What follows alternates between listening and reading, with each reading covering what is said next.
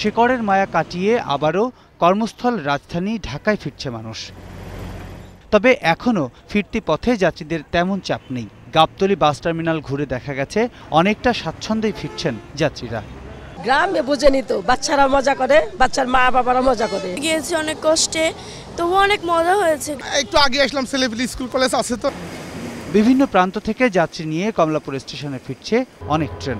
শিডিউলে খুব বেশি বিপর্যয় না হওয়ায় সন্তোষ জানিয়েছেন যাত্রীরা। আমাদের ঈদ খুব ভালো কাটলো। অ্যাকচুয়ালি জ্যামজটের জন্য ওই চিন্তা করে একদিন আগেই চলে আসছে। ইনশাল্লাহ আবহাওয়া ভালো ছিল, দিনটা ভালো, ঈদটা ভালো কাটছে।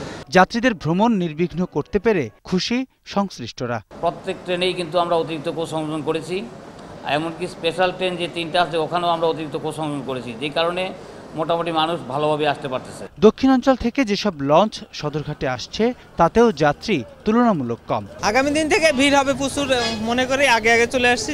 তবে শুধু রাজধানীতে আসা নয়, ঈদ পরবর্তী ছুটিতেও যাচ্ছেন অনেকেই। ঈদের পর 3 দিন পরে আগে যেতে পারি না, রাস্তা গাড়ি প্রচুর জ্যাম। ঈদের আগে প্রচুর চাপ থাকে, ট্রেনে টিকিট পাওয়া যায় না, তো ঈদের পরে এখন টিকিট পেলাম, রিল্যাক্সে যাচ্ছি। প্রণব চক্রবর্তী, 21 টেলিভিশন, ঢাকা।